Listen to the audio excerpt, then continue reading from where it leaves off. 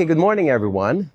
Today, we're going to speak about taxes. It is tax season, and a lot of us probably hate filing their taxes or have to deal with it. But today, we're going to take it in a different level. But just a bit of disclosure, I'm not a CPA, I'm not a tax advisor, I am not a lawyer. Even if I was, I won't be able to give you advice. So this is purely education and entertainment purposes. But today, I wanted to give you a preview about how the wealthy legally pay less taxes. And hopefully that strikes some thoughts. So who in here pays taxes? Excellent. It is your fiduciary duty. It is your fiduciary duty to pay taxes. And who in here prefer not to pay taxes? Yeah, no, I think we definitely have the right audience for today. The question, is it possible to legally minimize or reduce your taxes? And that's really kind of the education thing. So hopefully out of this, you realize that a lot of us are not taught these things about taxes in our education system.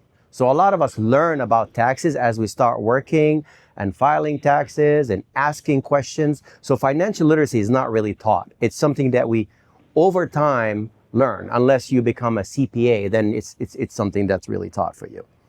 But the core belief, if you ask any CPA or anybody who's masters in tax, it's called LLM, they tell you that tax law is fair. And you're like, hey, well, how come the rich pay less taxes and I pay more taxes? And what does the fair mean? It's fair in the sense that, hey, it's very straightforward how much each person should be paying in tax. But what a lot of people don't understand is within this tax book, there's some roadmap of certain deductions and exceptions that allow you to reduce your taxes. And that's where a lot of us are not knowledgeable. And that's where a lot of CPAs, if just basically doing, the CPA called copy-paste action, when they're filing your taxes, that's what you're likely to end up with. So before we start understanding how you pay taxes, let's understand how we earn money, okay? So there are 4 ways that people earn money, and that really strictly affect your taxes in a huge way. This is not a new concept. Robert Kiyosaki, Rich Dad, Poor Dad talks about this, extremely in depth. But basically, as an employee, you work for a company, you get paid.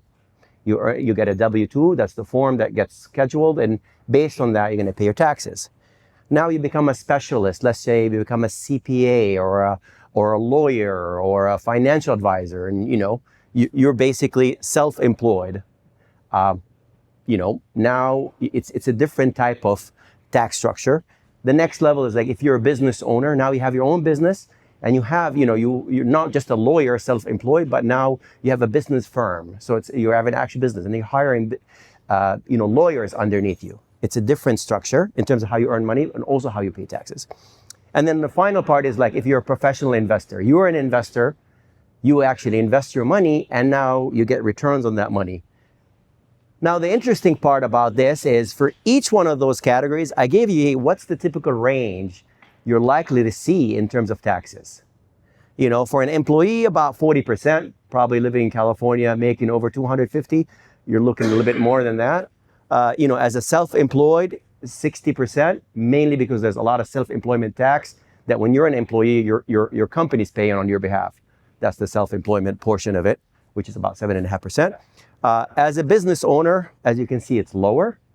And when you actually go to professional investor, yes, it's true, 0 to 20, if you know how to actually run your investments the right way. And again, it tells you that you're really incentivized to be going down here.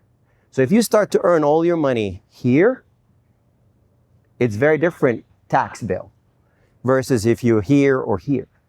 So again, the whole point here is to really move down into the spectrum and start earning money basically as a business and start earning money as an investor if you really want to reduce your taxes. And that's really the formula is that the wealthy path. So why the wealthy pay less taxes? They earn the income as a business or as an investment. They utilize a lot of these tax exceptions that's in the rule book. And then finally, they don't just file taxes. They don't run just file a 1040. Believe it or not, my 1040 last year was about 170 pages long. Why? Because there's a lot of forms that need to get filled. So they really need to use financial statements, not just tax return, to really get the maximum value of it. So the power of having these financial statements, when you're a business, when you're an investor, it allows you to be able to be very transparent with how you file your taxes. At the same time, it really shows you kind of what the health of the business, and you're sharing all of that with the IRS. So you're open kimono. That's why most people that do get audited, they're trying to trick or get something a little bit more aggressive on their taxes, typically are W-2 when they get caught, mainly because they're trying to, run, outside the spectrum. Versus if you're a business or investor, it's very clear. You have to provide a lot of documents, a lot of financials, but guess what? You're incentivized to do so because it actually is reducing the taxes. So people are always scared of audits. Oh my God, tax audit.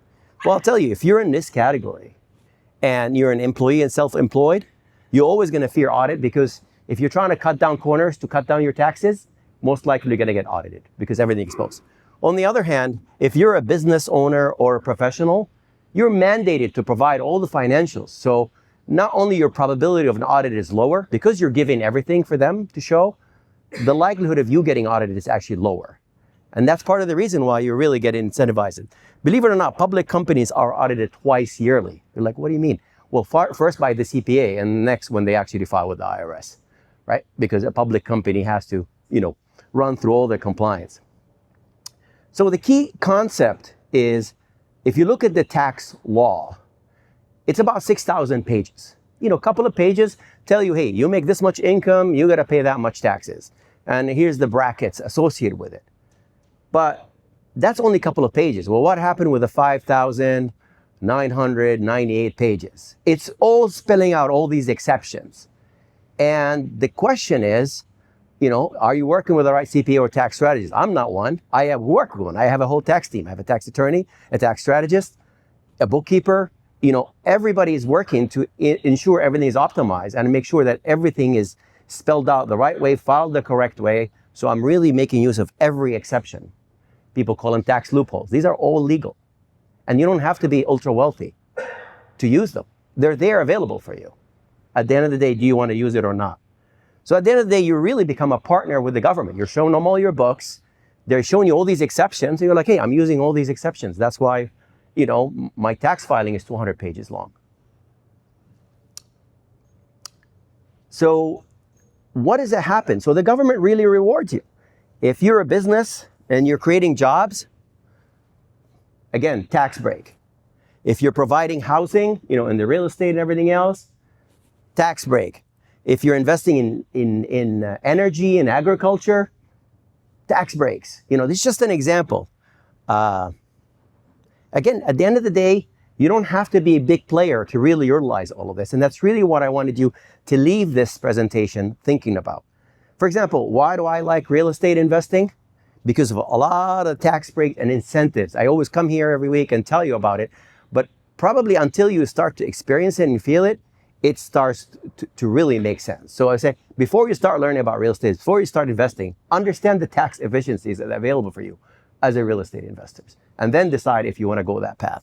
But, we use tons of depreciation. We use, a lot of the income we get is passive, so we use depreciation to offset the tax liability. When we sell a property, go into another property, we use other tricks called 1031 exchange. So we don't have to get, kick basically the bucket down the line. And again, as a real estate professional that is heavily investing, every day I'm investing, I'm always looking for various different ways to do it.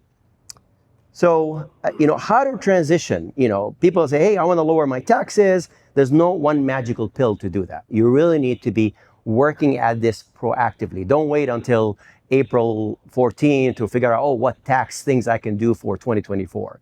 You really need to be thinking about 2025 right now.